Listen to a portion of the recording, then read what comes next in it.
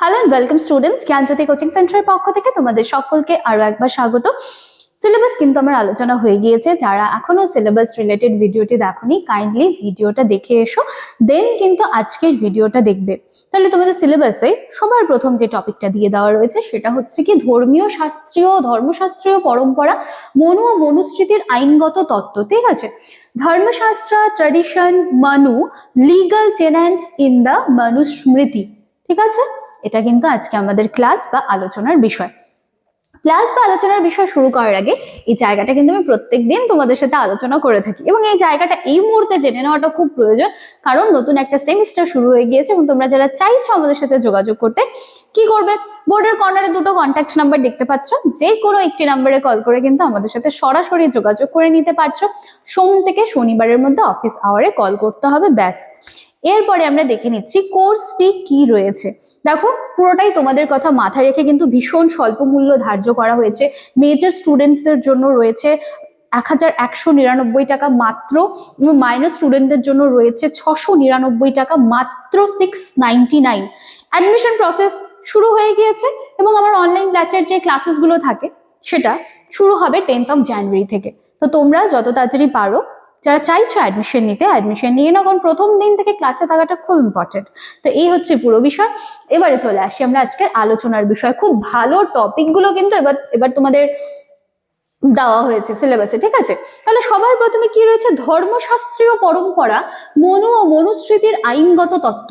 আচ্ছা দেখো, ভারতীয় রাজনৈতিক চিন্তাধারার তো অনেকগুলো উৎস রয়েছে। তো সেই ভারতীয় রাজনৈতিক চিন্তাধারার সব থেকে যদি আমি বলি যে প্রাচীনতম উৎস, তাহলে সেটা কিন্তু সেই যে ধর্মশাস্ত্রীয় পরম্পরা, সেখানে কিন্তু একটা গুরুত্বপূর্ণ স্থান দখল করে আছে। ঠিক আছে, উৎস মানে কি? সোর্সেস। ঠিক আছে, যেখান থেকে আমরা জানতে পারি বিষয়গুলিকে। তো সেরকম সব থেকে প্রাচীনতম উৎস যদি বলতে হয়, তাহলে কিন্তু সেক্ষেত্রে এই যে ধর্মশাস্ত্রগুলো যেগুলো ছিল, সেই ধর্মশাস্ত্রীয় পরম্পরা বা তাদের উপর নির্ভর করে থাকা, এইগুলো কিন্তু একটা গুরুত্বপূর্ণ জায়গা দখল করে আছে। এই পরম্পরার অন্যতম প্রধান গ্রন্থ কি? মনুস্মৃতি, যেটা কিন্তু তোমাদের আলোচনার বিষয়, যেটা ঐতিহ্যগতভাবে ঋষি মনুর রচনাবলী হিসেবে বিবেচিত। মনুস্মৃতি শুধু একটা ধর্মগ্রন্থ নয়, এটাকে কিভাবে দেখা হয়? এটাকে একটাকে সামাজিক, রাজনৈতিক, আইনগত বিধান সমূহের একটা সংকলন। তাহলে মনুস্মৃতিকে কিন্তু শুধুমাত্র আমরা অ্যাজ আ ধর্মশাস্ত্র বলছি না, কিন্তু অনেক বিষয় রয়েছে, রাজনৈতিক, সামাজিক, আইনগত সমস্ত জায়গাগুলো রয়েছে, যেটা কিন্তু প্রাচীন ভারতীয় রাষ্ট্র ও সমাজ ব্যবস্থার ভিত্তি রচনা করেছিল। ক্লিয়ার? তাহলে এইটুকুর মধ্যে আশা করি আমি কনসেপ্টটা ক্লিয়ার করতে পারলাম, যে যেটা নিয়ে আমরা পড়ছি, যে মনুস্মৃতি কি, কেন, কিভাবে, পুরো বিষয়টা। আচ্ছা, এবার দেখো, মনুস্মৃতিতে এই যে ধর্ম শব্দটি আধুনিক অর্থে কেবল ধর্মীয় আচরণকেই বোঝায় না। এখানে ধর্ম বলতে বোঝানো হচ্ছে যে নৈতিকতা, আইন, সামাজিক কর্তব্য, ন্যায় বিচারের সমন্বিত ধারণা। কারণ এই জায়গাটা আমরা কিন্তু এখনই দেখলাম যে মনুস্মৃতি বলতে শুধুমাত্র এটাকে আমরা ধর্মগ্রন্থ বলবো না, এখানে কিন্তু সামাজিক, রাজনৈতিক, আইনগত বিধান সমূহের সংকলন রয়েছে। এবং যেহেতু মনুস্মৃতিকে শুধুমাত্র ধর্মগ্রন্থ না বলে এই জায়গাগুলোর একটা সংকলন বলা হচ্ছে, তাহলে মনুস্মৃতিতে সব ধর্ম শব্দটাকে শুধুমাত্র ধর্মীয় আচরণ বলতেই কিন্তু বোঝানো হবে না। তাহলে এখানেও এবার নানান বিষয়গুলো চলে আসবে। কোন বিষয়গুলো চলে আসলো? তাহলে নৈতিকতা চলে আসছে, আইন চলে আসছে, সামাজিক কর্তব্য, ন্যায় বিচারের সমন্বিত ধারণা, সমস্ত কিছু কিন্তু এর মধ্যে এবারে চলে আসছে। ক্লিয়ার? দেখো, মনুর মতে রাষ্ট্র ও সমাজের স্থায়িত্ব বজায় রাখতে হলে ধর্মভিত্তিক আইন অপরিহার্য। কি বললো?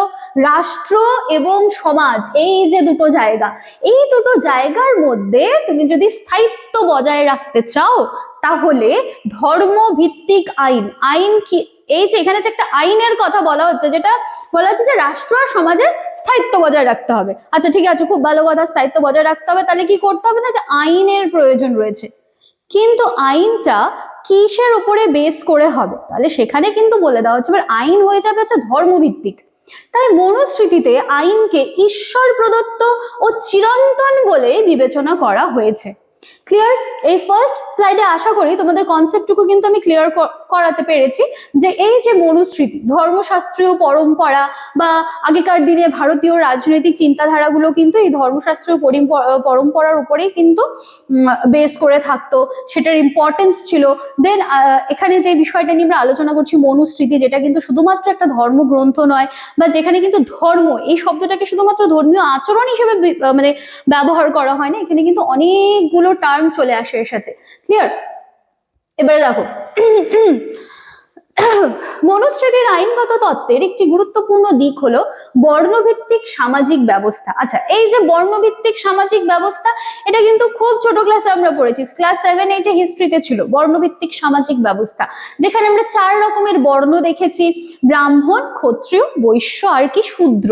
ঠিক আছে? তো প্রত্যেকটা বর্ণের জন্য আলাদা আলাদা অধিকার, প্রত্যেকটা বর্ণের জন্য আলাদা আলাদা কর্তব্য কিন্তু নির্ধারিত ছিল। আচ্ছা, আইন প্রয়োগের ক্ষেত্রেও দেখো বর্ণভেদ স্পষ্টভাবে লক্ষ্য করা যায়।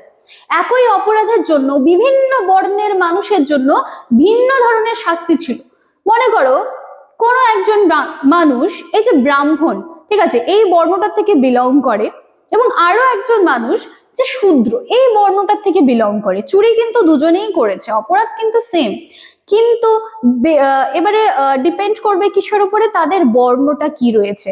এই ক্ষেত্রে কিন্তু যিনি ব্রাহ্মণ এই বর্ণটার থেকে যিনি আসছেন, সেখানে কিন্তু দেখা যাবে যে তিনি চুরি করার পরেও তার শাস্তি কিন্তু অতটা কঠোর হচ্ছে না, এবং যিনি শূদ্র বর্ণ থেকে বিলং করছেন সেখানে দেখা যাচ্ছে তাকে কিন্তু কঠোরতম শাস্তি দেওয়া হচ্ছে। ঠিক আছে? এই হচ্ছে পুরো বিষয়টা। তো একই অপরাধের জন্য বিভিন্ন বর্ণের মানুষের জন্য ভিন্ন শাস্তির বিধান ছিল, যা মনুস্মৃতির আইন ব্যবস্থাকে অসমতা ভিত্তিক করে তুলেছিল। আচ্ছা, মনুস্মৃতিতে রাজার ভূমিকা অত্যন্ত গুরুত্বপূর্ণ। রাজাকে দেখো কি বলা হতো, রাজাকে বলা হতো তিনি রক্ষক, তিনি ধর্মের রক্ষক। ঠিক আছে? ধর্মের রক্ষক হিসেবে বিবেচনা করা হয়েছে, এবং মনুর মতে রাজা ধর্ম অনুসারে শাসন করবেন এবং সেই অনুযায়ী ন্যায় বিচারও প্রতিষ্ঠা করবেন। তবে রাজা স্বেচ্ছাচারী নন, তাকে ধর্মশাস্ত্র এবং ব্রাহ্মণদের পরামর্শ অনুযায়ী রাষ্ট্র পরিচালনা করতে হবে। বলে দেওয়া হচ্ছে রাজা ধর্মের রক্ষক, কিন্তু যখন এই জায়গাটা এলো যে রাষ্ট্র পরিচালনা করতে হবে, তখন কিন্তু রাজাকে ব্রাহ্মণদের পরামর্শ নিতে হবে, আর কি ধর্মশাস্ত্র ফলো করতে হবে। ঠিক আছে? তো এই দৃষ্টিভঙ্গিতে রাজ ক্ষমতা কিন্তু কি হয়ে গেল, ধর্ম দ্বারা নিয়ন্ত্রিত হয়ে গেল। শুরুতেই বললাম আইন ভিত্তিক রাষ্ট্র সমাজে স্থায়িত্ব আনতে হবে, তার জন্য একটা আইনের প্রয়োজন, কিন্তু কি ধরনের আইন, সেটা ধর্মভিত্তিক আইনের কিন্তু প্রয়োজন। আচ্ছা, এবারে দেখো এই যে আইন প্রয়োগের ক্ষেত্রে মনুস্মৃতিতে শাস্তির নীতি বিশেষভাবে উল্লেখযোগ্য। মনু মনে করতেন যে শাস্তি ছাড়া সমাজে ডিসিপ্লিন মেনটেন করা যাবে না। আচ্ছা, তবে শাস্তির উদ্দেশ্য প্রতিশোধ নয়, বরং সমাজে ন্যায় শৃঙ্খলা প্রতিষ্ঠা করা। এই কারণে দণ্ডনীতি মনুস্মৃতির একটি কেন্দ্রীয় আইনগত ধারণা ছিল যে যদি শাস্তি না দেওয়া হয় কোনো দোষের, কোনো অপরাধের, তাহলে সেক্ষেত্রে সমাজে বিশৃঙ্খলা সৃষ্টি হবে, সেজন্য দণ্ড দিতে হবে। দণ্ডনীতির কথা কিন্তু চলে আসে এখানটায়। তবে আধুনিক দৃষ্টিকোণ থেকে মনুস্মৃতির আইনগত তত্ত্ব সমালোচনার ঊর্ধ্বে নয়।